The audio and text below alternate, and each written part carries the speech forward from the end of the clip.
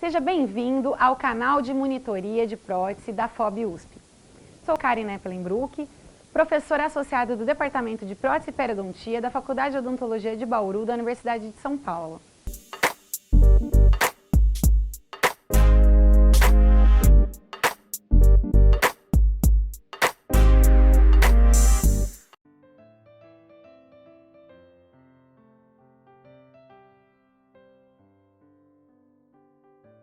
A moldeira individual é utilizada na etapa da moldagem funcional. Seu objetivo é determinar os limites da área chapeável de acordo com a fisiologia dos elementos anatômicos presentes. Dessa forma, obtém-se um vedamento de toda a periferia da base da prótese, que promove o confinamento de uma película de saliva, gerando a retenção da prótese à mucosa por ação das forças de coesão, adesão e pressão atmosférica. Nesse vídeo, será confeccionada uma moldeira individual com alívio total, utilizada para a técnica de moldagem funcional não compressiva. Indicações: rebordos irregulares ou retentivos e fibromucosas flácidas.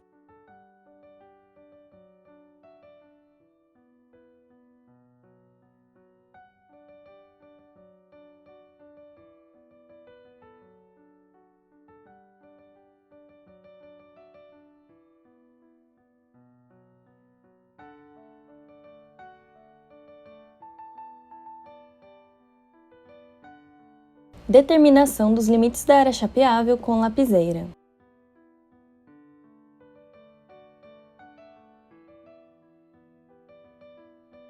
Vista final da delimitação da área chapeável a uma distância de 20 cm com os olhos cerrados.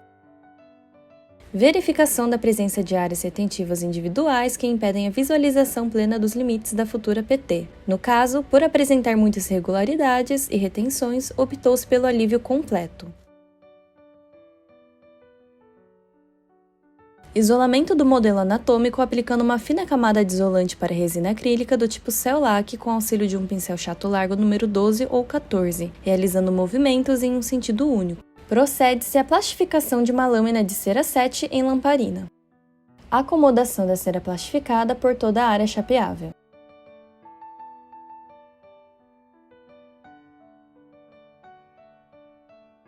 Recorte da cera a 2 a 3 mm dos limites da área chapeável.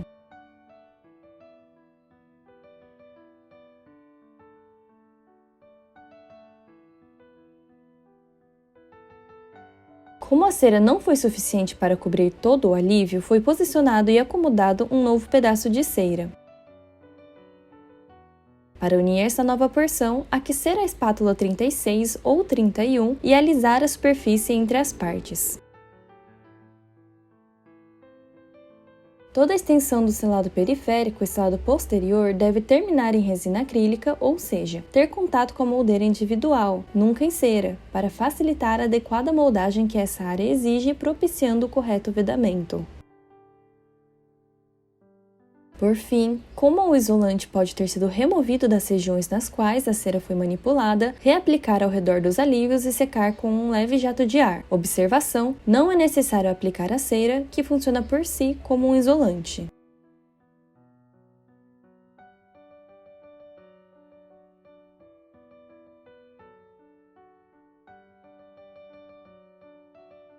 Para assegurar uma espessura uniforme da moldeira, deve-se dobrar duas partes de uma lâmina 7 ao meio, então colocar cada parte em uma das extremidades de uma placa de vidro mais fina. Na sequência, aplicar um isolante para resina sobre a superfície das placas de vidro fina e grossa.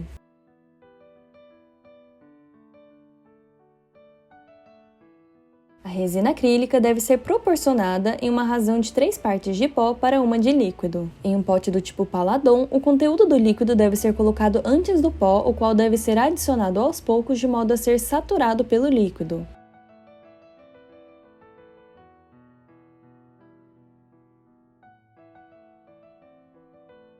Por fim, a mistura de pó e líquido deve ser homogeneizada suavemente com uma espátula 36, sem espatular, para evitar a incorporação de bolhas nesta fase. Após a incorporação do pó ao líquido, observa-se a primeira fase, fluida ou arenosa da resina acrílica. Então, o pote Paladon deve ser tampado para aguardar a fase de trabalho ou plástica da resina acrílica. Deve-se acompanhar a polimerização da resina neste momento para evitar perder a fase ideal de trabalho. Aqui é possível observar a fase fibrilar da resina. Antes de manipular a resina, as mãos devem estar umedecidas com água para evitar a aderência. Para conseguir trabalhar com a resina sobre o modelo na fase plástica, o ideal é retirá-la do pote Paladon um pouco antes desta, ainda na fase fibrilar.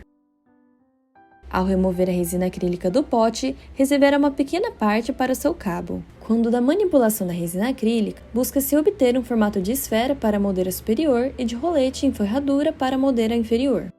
A resina manipulada deve ser então pressionada entre as duas placas de vidro até que os espaçadores de cera sejam atingidos.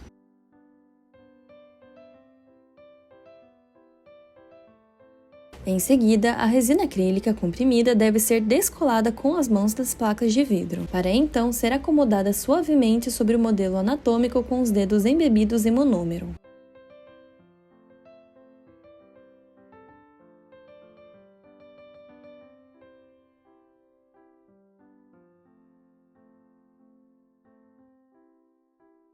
Com um lecron umedecido em monômero, procede-se ao cuidadoso recorte da resina acrílica nos limites da área chapeável previamente demarcada.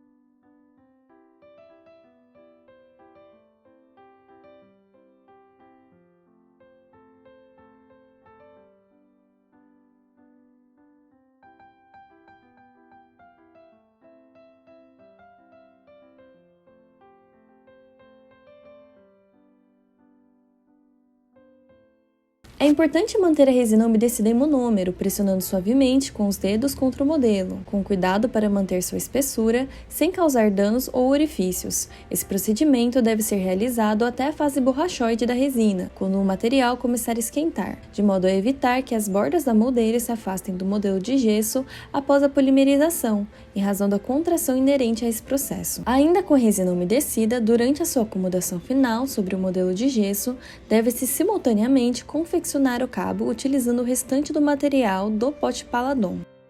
O cabo deve ter sua extremidade umedecida em monômero para ser posicionado sobre a região anterior da moldeira, em ângulo de 45 graus para acomodar o lábio do paciente. Os dedos devem estar umedecidos em monômero.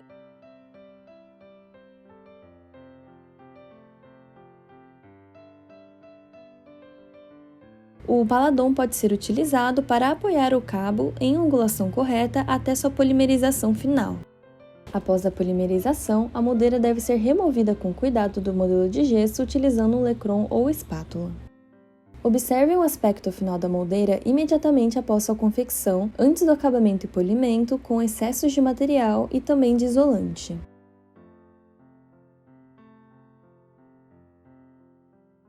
Ainda, antes de proceder ao acabamento e polimento, deve-se demarcar os limites da moldeira com uma lapiseira para orientar nos desgastes de forma a preservar a espessura uniforme do dispositivo.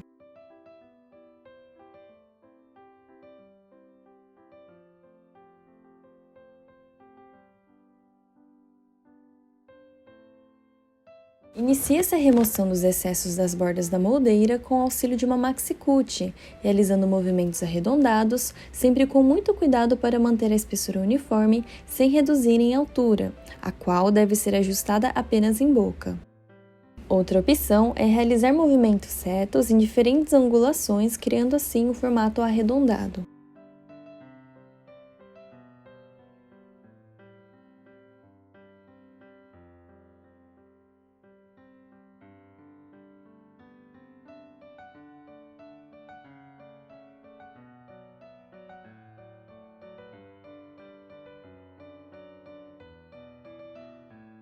O aspecto da moldeira após o acabamento com maxi-cut, com todos os excessos de resina removidos e sem a presença de bordas cortantes. A sequência de borrachas pode ser utilizada para o acabamento da resina acrílica, fazendo movimentos arredondados nas bordas para alisar qualquer aresta remanescente.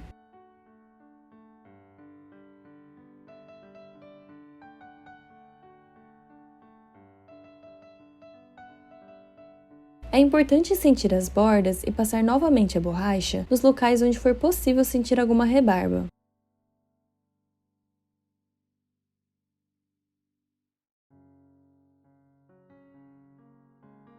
Outra opção é utilizar a pedra montada de óxido de alumínio. Para o polimento da moldeira, deve-se utilizar uma tira de lixa presa ao mandril fendado, que deve ser passada não apenas nas bordas, mas em toda a superfície externa da moldeira, inclusive cabo. Este procedimento tem por objetivo promover conforto ao paciente durante a adaptação do dispositivo em boca.